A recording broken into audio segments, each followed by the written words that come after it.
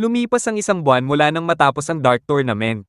Ngayon, sina Yusuke at Kuwabara ay nasa ikatlong taon ng middle school.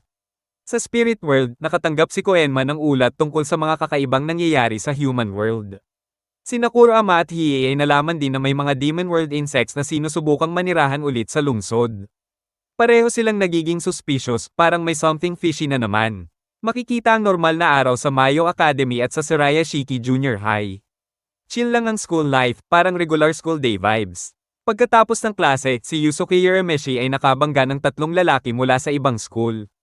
Ang mga pangalan nila ay Kido, Keito, at Yanagisawa. Pumunta silang lahat sa bakanteng field sa likod ng Shiki. Gamit ang psychic powers niya, nagawa ni Kido na maparalisa si Yusuke sa pamamagitan ng pagtapak sa anino niya. Oo, shadow move talaga. Kahit astig na street fighter si Yusuke, hindi siya makagalaw. Pagkatapos, kinidnap siya ng tatlong misteryosong lalaki.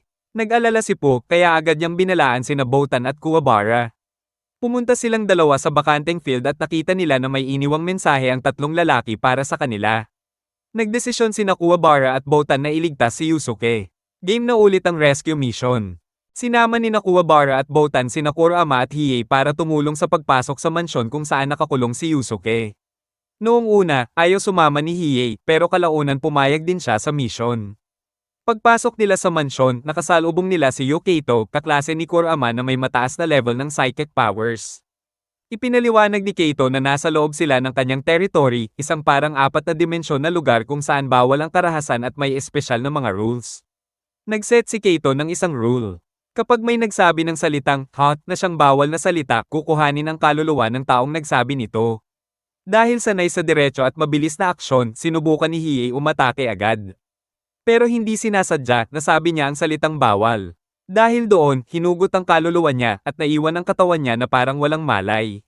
Sinubukan ni Kuwabara kunin ang susi mula sa isa pang psychic na si Yanagisawa, pero naharang siya ng isang invisible barrier dahil hindi gumagana ang pisikal na lakas sa loob ng territory. Narealize ni Kurama na walang silbi ang brute force.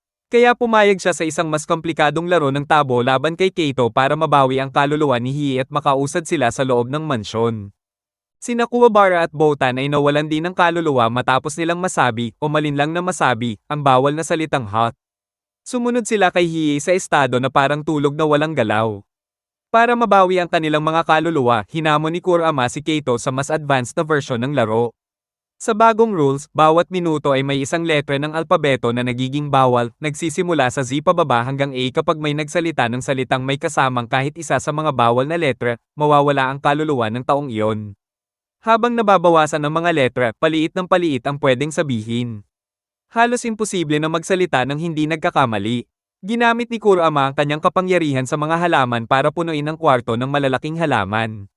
Ginawa niya itong taguan habang si Keito ay nasa restroom.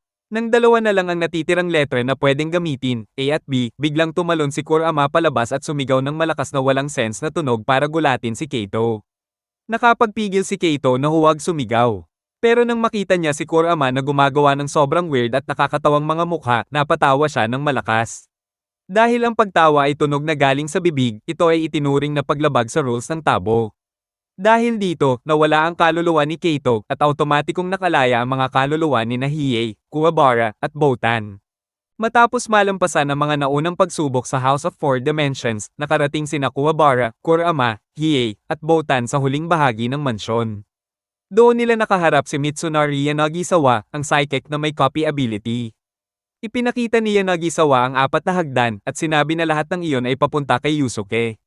Pagdating nila sa kwarto ni Yusuke, ibinunyag ni Yanagisawa na ginamit niya ang kapangyarihan niya para kopyahin ng perpekto ang isa sa apat. Ibinigay kay Yusuke ang 10 minuto para tukuyin kung sino ang peke. Kapag nagkamali siya, mamamatay ang taong Jinagaya. Dahil kaya ni Yanagisawa kopyahin pati alaala at ugali, walang silbi ang normal na logic. Hindi pwedeng umasa sa simpleng tanong o memory check. Sa huli, umasa si Yusuke sa pure instinct. Bigla niyang sinuntok sa mukha ang Kuwabara. Tama ang hinala niya. Ang sinuntok niya ang peke. Nakilala niya ang impostor. Pagkatapos ng challenge, lumabas ang tunay na mastermind sa likod ng lahat. Siya ay si Genkai.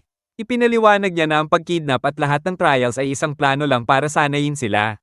May paparating na bagong banta kung saan hindi sapat ang lakas lang. Kailangan ng talino at matalas na pakiramdam. Binalaan ni Genkai na may butas papunta sa Demon Plane na binubuksan sa Mushiori City. Ipinaliwanag ni Koenma at Genkai na may isang napakalaking lagusan papunta sa Demon Plane o Makai na binubuksan sa Mushiori City. Dahil dito, tumatagas ang demon energy papunta sa human world. Ito ang dahilan kung bakit may mga taong tulad ng Three Psychics na nagkakaroon ng kakaibang kapangyarihan na tinatawag na territory. Nalaman din ng grupo na ang harang ng spirit world ay kayang pigilan lang ang A-class at S-class demons. Nakakagulat ang sumunod na sinabi ni Koenma, si Younger Toguro. Ang pinakamalakas na kalaban na hinarap nila noon ay upper B-class lang. Ibig sabihin, kung tuluyang mabuksan ang lagusan, libo-libong demonyo na kasing lakas o mas malakas pa kay Toguro ang pwedeng pumasok sa mundo ng tao. Nang marinig ni Hiei na may posibilidad na makatawid ang mga S-class demons, wala siyang pakialam sa mangyayari sa sangkatauhan. Umalis siya sa grupo at sinabi na wala siyang interes maging bayani para sa mundong galit sa lahi niya. Ipinakita rin ng taong nasa likod ng plano. Si Shinobu Sensui, ang dating spirit detective bago si Yusuke. Kasama niya si Etsuki, na tinatawag na gatekeeper. Nalaman na may 7 malalakas na tao silang ni-recruit para siguraduhin tuloy ang pagbukas ng lagusan. Sa isang nakakagulat na eksena, nalaman na buhay pa si Elder Toguro matapos ang laban niya sa kapatid. Ang ulo niyang naputol pero patuloy na nagre-regenerate ay nakaimbak sa isang tangke at hawak ng mga psychic na nagtatrabaho para kay Sensui. Dumating sina Yusuke at mga kasama sa Mushiori City at may naramdaman agad silang kakaiba sa paligid. Nababalot ang lugar ng pulutong ng mga Makai insects na nakikita lamang ng mga individual na may spiritual awareness. Walang balak na magsayang ng oras, inutusan ni Genkai ang grupo na humayo at magsiyasat sa buong lugar dahil palala na ng palala ang sitwasyon. Sa kabilang banda, si Kurama at ang kanyang grupo ay nakarating sa sinasabing gitna ng tunnel na dumudugtong sa mundo ng mga tao at mga demonyo. Nagtaka sila nang wala silang nadatnang kahit na ano bukod sa isang bukirin na walang katao-tao. Sa kabila nito, iginiit ni Kurama na sila ay nasa tamang lokasyon at hinala niya ay nasa ilalim ng lupa ang tunay na entrance ng tunnel. Nang maramdamang may nagmamatsyag sa kanila ay agad naging alerto ang grupo at nagpasyang makipag-ugnayan muna kina Yusuke. Samantala, naramdaman ng grupo ni Yusuke ang presensya ng isang psychic territory sa malapit patungo sa isang maliit na cafe.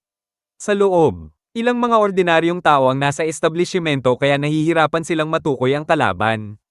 Biglang tumayo ang isang lalaking nagngangalang Shigeru Murota at agad na ibinunyag ang kanyang kakayahan, ang bumasa ng isip, ngunit duda ang grupo kung totoong may ganito siyang kakayahan. Pinatunayan nito ni Murota sa pamamagitan ng pag-counter sa atake ni Kido gamit ang anino na madali niyang nailagan, sabay bigay ng sunod-sunod na mga suntok. Bumagsak si Kido sa sahig. Bagaman sa una ay lumalabas na malaking banta si Murota ay nagbago ito nang kumilos na si Yusuke. Sa halip na ikubli ang kanyang galaw ay lantarang inihayag ni Yusuke kay Murota ang gagawin niyang pag-atake. Binasa ni Murota ang iniisip ni Yusuke at naniniwala siyang madali lang niyang makakounter ang atake, ngunit ang bilis ni Yusuke ay higit pa sa inaasahan ni Murota. Kahit nakikita niya ito ng malinaw ay hindi nakapag-react si Murota sa oras at nag-api siya ng malakas na shockwave mula sa suntok ni Yusuke.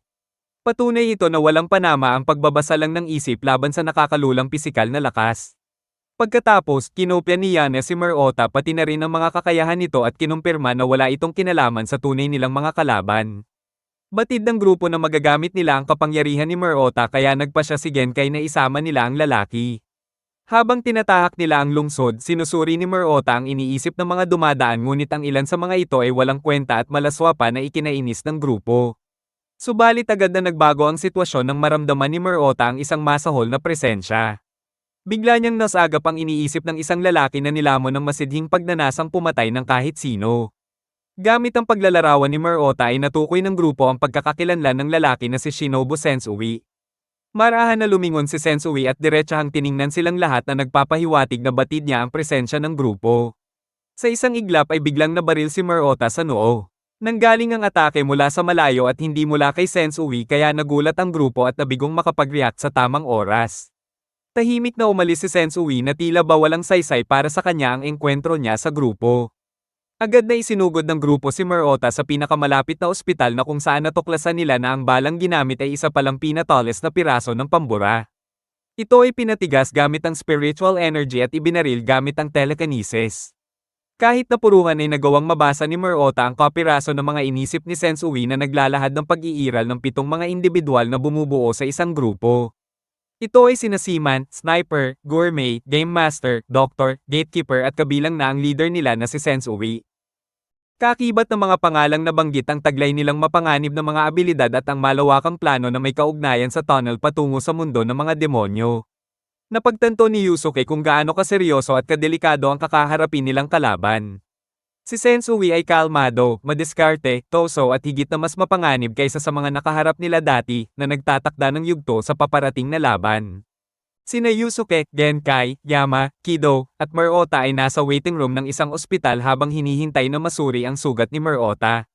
Habang naghihintay, pinag-usapan nila ang mga nangyari bago sila napunta roon. Ipinaliwanag ni Murota ang narinig niya nang basahin niya ang isip ni Sensui. Nasabi niya ang 7 psychic na kakampi ni Sensui, Game Master, Black Angel, Gatekeeper, Seaman, Doctor, Sniper, at Gourmet. Sobrang lakas ng naramdaman niyang pagnanais ni Sensui para sa kamatayan. At dahil sa bigat ng sitwasyon, muntik nang mag-breakdown si Murota. Biglang naramdaman ng grupo na may isa pang territory na bumukas. Dahil nasa ospital sila, naisip nilang ang psychic na malapit ay si Doctor. Nagdesisyon silang bumuo ng bilog para hindi sila ma-surprise attack. Pero bago pa sila makagalaw, sina Yana at Murota ay kinagat ng mga insekto at biglang nagkasakit. Napansin ni Genkai na iba ang mga insektong ito kumpara sa mga nasa lungsod. Sinabi ni Murota na naririnig pa rin niya ang isip ni Doktor. At nalaman niyang may virus ang kagat ng mga ito. Para pigilan si Doktor bago mahawa ang buong ospital, tumakbo sina Genkai, Yusuke, at Kido para hanapin siya. Habang naglalakad sa hallway, napagdesisyonan nilang baka kailangan nilang maghiwa-hiwalay para mas mabilis ang search. Nang banggitin ni Genkai ang posibilidad na may masaktan ng mga sibilyan, napaisip si Kido kung seryoso siya. Sinabi ni Yusuke na pwede pa siyang umatras kung gusto niya. Pero sinabi ni Kido na tuloy siya para protektahan ang lungsod niya. Naghiwalay ang tatlo para masakop ang mas maraming lugar. Iminungkahi ni Genkai na humingi ng tulong sa isang nurse para mahanap si Doktor. Sinabi rin niya na sumigaw o gumawa ng ingay kapag nakita na siya para ma-alert ang iba. Habang naglalakad si Kido sa isang hallway, may nakasalubong siyang nurse. Nagpanik ito, pero pinakalma niya at sinabing hindi siya kalaban. Ipinaliwanag niya na may hinahanap silang lalaking nagpapanggap na doktor at delikado ito. Dumating si Dr. Kamiya sa kwarto. Sinubukan ni Kido ipaliwanag ang sitwasyon at tila handa pang tumulong si Kamiya. Pero nang mapansin ng nurse na wala pa dapat si Kamiya dahil night shift pa siya, biglang kumilos si Kamiya. Siya pala ang psychic na si Doktor. Ginamit niya ang psychic scalpel para putulin ang mga nerve sa gulugad ni Kido. Bumagsak si Kido sa sahig. Pinatahimik ni Doktor ang sumisigaw na nurse sa isang mabilis na hiwa. Pagkatapos, hiniwan niya ang pulso ni Kido para patayin ito. May isa pang nurse na pumasok. Mabilis na nag-acting si Doktor at sinabi na may baliw na tumakbo palabas ng kwarto. Narinig ni Yusuke ang mga sigaw at tumakbo papunta roon. Samantala, nasa itaas sa palapag si Genkai at nagulat kung gaano kalawak ang sakop ng territory. Pagdating ni Yusuke sa kwarto, nakita niya si Kido na nakahandusay at puno ng dugo ang paligid. Narinig niya ang staff na nag-uusap tungkol sa isang taong nagpapanggap na doktor at inisip niyang baka outsider ang hinahanap nila. Alam ni Kido na nasa loob pa si Doktor, kaya sinubukan niyang bigyan ng clue si Yusuke kung sino ito. Ginamit niya ang kanyang shadow territory para pigilan muna si Yusuke sa paggalaw. Pagkatapos, ginamit niya ang sariling anino para isulat sa dugo ang pangalan. Nang mabuo ang Kamiya, napatingin ng ibang doktor kay Dr. Kamiya. Mabilis silang pinatay ni Doktor. Samantala, sina Botan, Kurama, Kuwabara, at Keito ay papunta na ulit sa bayan at napansin nilang dum-a-dummy ang mga insekto. Si Kuwabara ay hindi pa rin nakikita ang mga ito. Nakinainggitan ni Botan. Ginamit ni Kamiya ang kanyang territory para mahawakan ng isang nakamamatay na supernatural virus ang mga pasyente at staff ng ospital. Isa sa mga nahawahan ay si Keiko na nakagat ng isa sa mga viral na insekto habang bumibisita kasama si Shizuru. Ipinagyabang ni Kamiya na hindi na mababawi ang virus kahit patayin siya o umalis siya sa lugar. Ayon sa kanya, may 10 minuto na lang bago mamatay ang lahat ng nahawahan. Nag-alok pa siya ng peking antidote na simpleng glucose water lang. Para asarin si Yusuke at pilitin siyang pumatay. Sa tulong ni Murota na ginamit ang kakayahan niyang magbasa ng isip para ilantad ang mga panlilinlang ni Kamiya, naunawaan ni Yusuke na kailangan niyang pabagsakin si Doktor para mawala ang territory. Kahit labag sa loob niya ang pumatay ng tao, naglabas si Yusuke ng isang malakas na suntok na tumama kay Kamiya at pinalipad siya palabas ng bintana, palabas ng sakop ng territory, at nawalan ito ng malay. Pagka-knockout ni Kamiya, nawala ang territory at biglang naglaho ang virus. Naligtas ang lahat. Akala ni Yusuke na napatay niya si Kamiya, pero nagawa ni Genkai na buhayin ito muli. Sa huli, napunta si Kamiya sa kustodiya ng pulisya. Napagtanto ng grupo na ang nasa likod ng lahat ay si Sensui, na sinasadya ang mga pangyayaring ito para itulak si Yusuke sa isang dark psychological breaking point. In-update ni Koenma sina Yusuke, Kuwabara, at Botan tungkol sa lagay ng lagusan papunta sa Demon World. Sinabi niya na ang butas ay lumalaki na parang bola at magiging buo ito sa loob ng isang linggo. Habang iniisip ng grupo ang balita, napansin ni Kurama na parang may tinatago si Koenma. Ramdam niya na may mahalagang impormasyon tungkol sa mastermind na hindi sinasabi ng prinsipe ng Spirit World. Samantala, walang kaalam-alam si Kuwabara sa agarang panganib at nagdesisyon siyang makipagbonding muna sa mga kaibigan niyang sina Sawamura, Kirishima, at Okubo. Pumunta sila sa isang concert ng banda na Megan Lika, isang sandali ng normal na buhay bago ang gulo.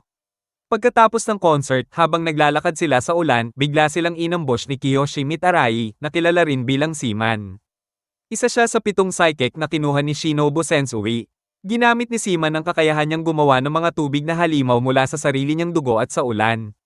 Natrap niya ang mga kaibigan ni Kuwabara sa loob ng isa sa mga water monsters. At nagsimula silang malunod. Dahil kamakailan ay nawala ang kakayahan ni Kuwabara na gamitin ang kanyang spirit sword, wala siyang magawa sa simula. Pero dahil sa matinding kagustuhan niyang iligtas ang mga kaibigan niya, nagkaroon siya ng breakthrough. Lumabas ang bago niyang sandata, ang Dimension Sword o Giganta, na kayang hiwain kahit ang mismong dimensyon, at nagawa niyang putulin ang territory ni Seaman. Pagkatapos ng mga nangyari, si Kuwabara ay nakulong pa rin sa loob ng water monster na ginawa ni Seaman o Mitarai.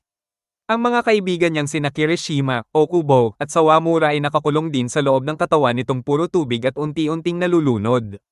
Hindi magamit ni Kuwabara ang dati niyang spirit sword dahil walang solid na parte ang halimaw na pwedeng tamaan.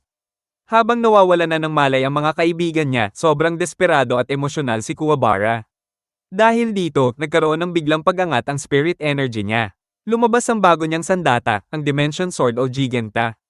Iba ito sa dati niyang espada dahil kaya nitong hiwain ang mismong espasyo at mga hadlang ng dimensyon.